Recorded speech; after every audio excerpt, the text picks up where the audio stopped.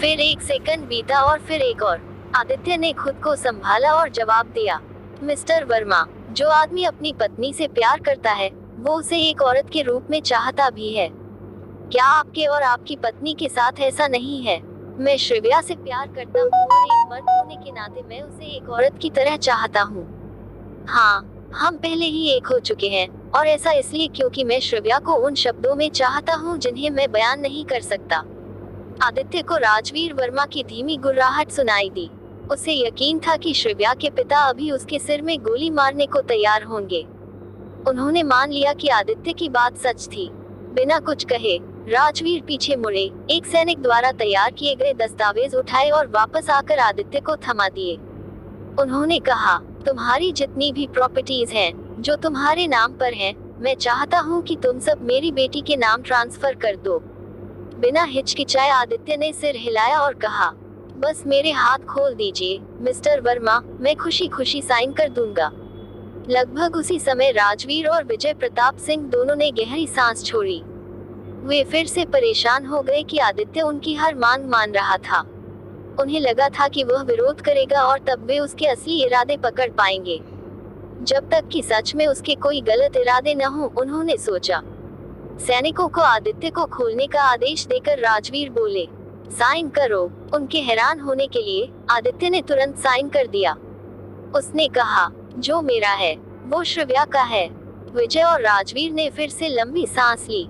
उसे right diamond corporation में मदद करने के लिए कहा गया, क्योंकि राजवीर उसकी बिजनेस टेक्निक्स को परखना चाहते थे।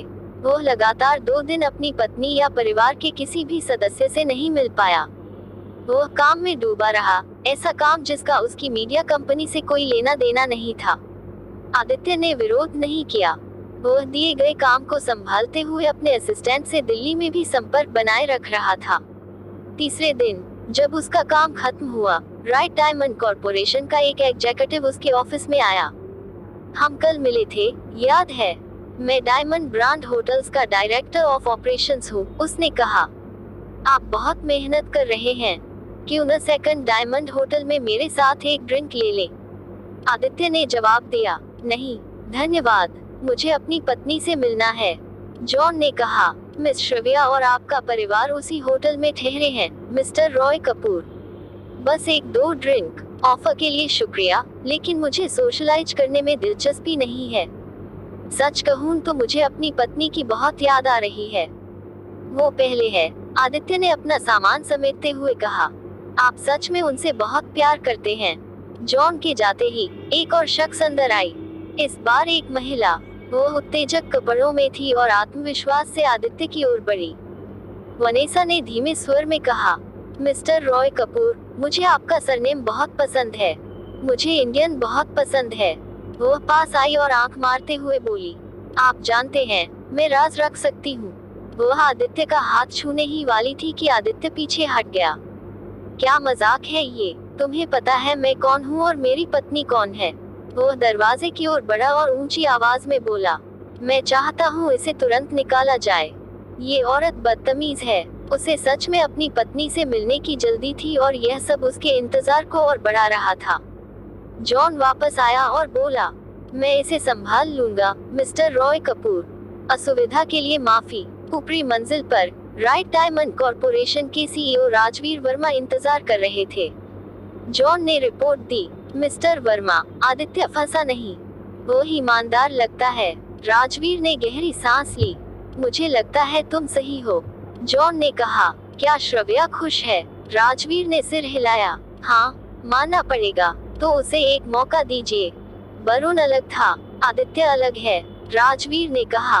अगर मैं उसे मौका दूं, तो क्या तुम फिर से मेरे असिस्टेंट बनोगे? जॉन हंस पड़ा। मैं बहुत महंगा असिस्टेंट हो जाऊंगा, लेकिन सच में उसे मौका दीजिए। दरवाजा खुलते ही आदित्य चिल्लाया, श्रेया, स्वीटहार्ट, कहाँ हो? मुझे तुम्हारी बहुत याद आई। यहाँ। श्रेया कमरे से बाहर आई। दोनों ने बिना झिझक एक दूसरे को चूमा। कुछ देर बाद श्रेया बोली, डैड का फोन आया था और उन्होंने कहा वो तुम्हें एक मौका देंगे। आदित्य की आंखों में चमक आ गई। मुझे पता था मैं पास हो जाऊंगा। श्रेया मुस्कुराए। तुमने सारे टेस्ट पास कर लिए, उसने उसके चेहरे को छूते हुए कहा। थैंक यू इतना धैर्य रखने के लिए।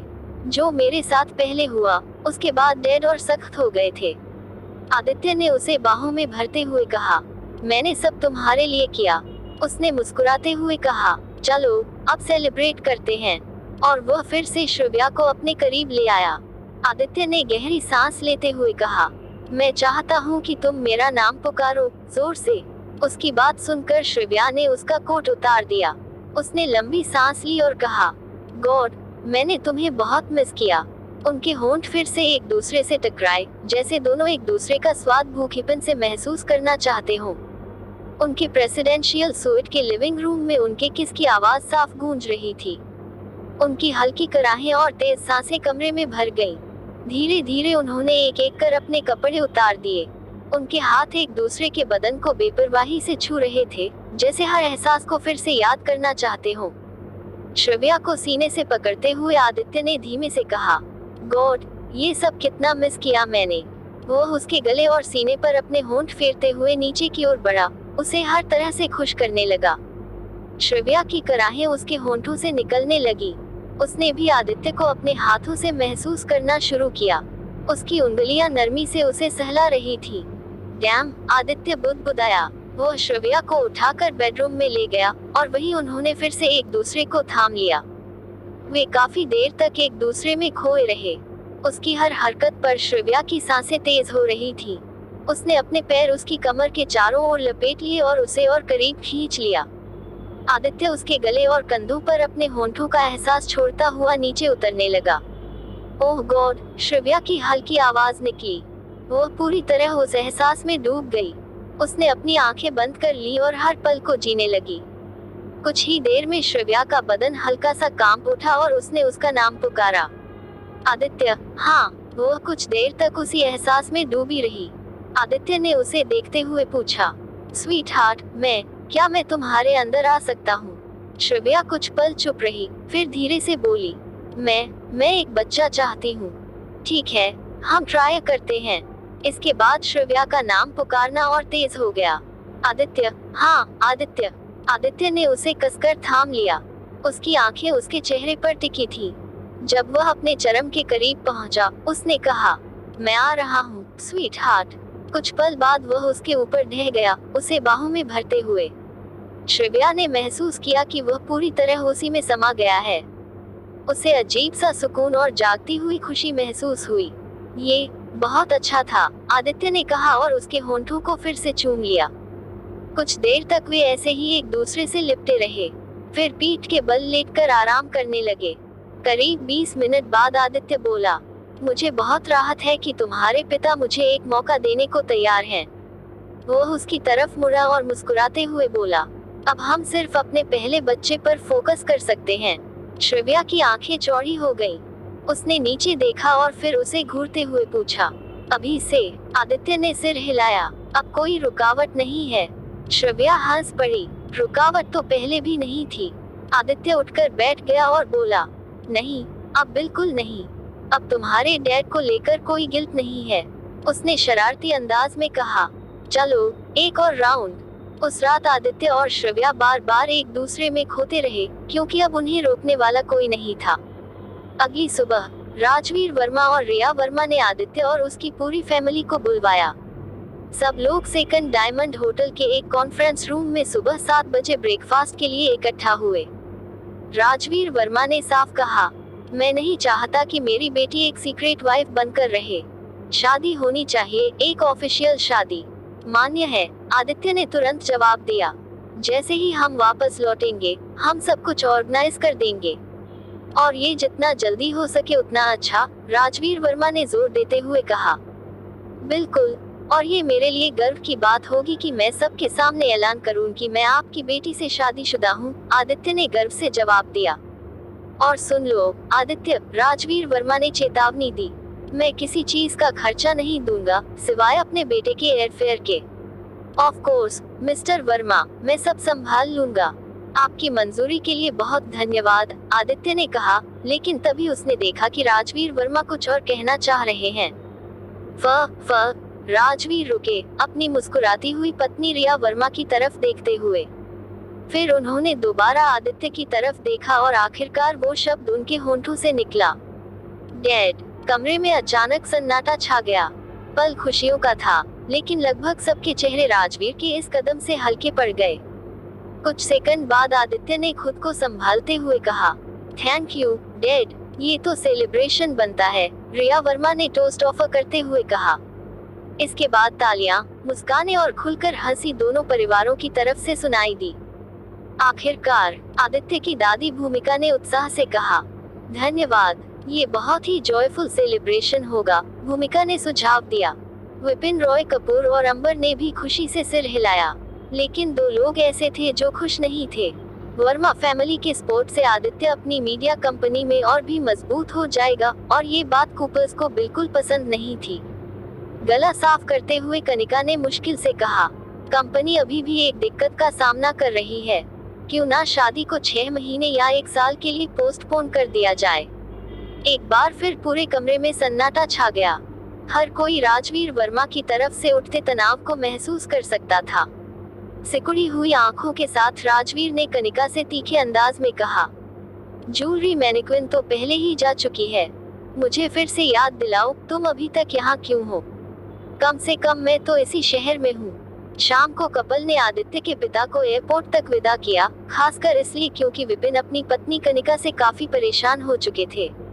विपिन कनिका को जितनी जल्दी हो सके दिल्ली वापस भेजना चाहते थे, इसलिए उन्होंने उसी शाम की फ्लाइट अरेंज कर दी।